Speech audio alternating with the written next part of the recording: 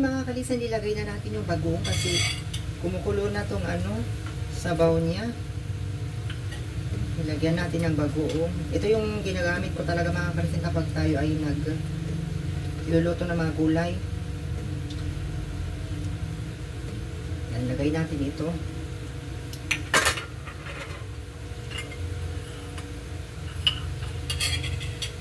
Mainit.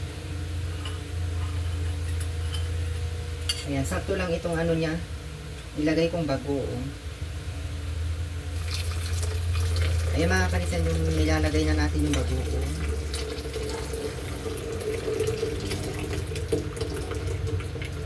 Dapat maingat kasi baka mailagay natin yung mga tinik katulad dyan.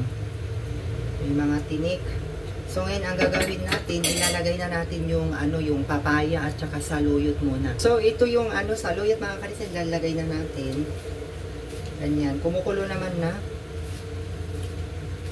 At huwag natin munang ihalo-halo para hindi po siya maglasang isda na bagoong. Ayan yung ating mga sangkap na papaya. Ayan, antayin lang natin na pakuluan ito. At medyo maluto yung kanyang papaya bago natin ilagay ang iba't ibang sangkap nitong dinengdeng natin. At syempre bago kumulo, ilagay na rin natin yung ating sangkap ito. Ayan, lutuin lang natin yan.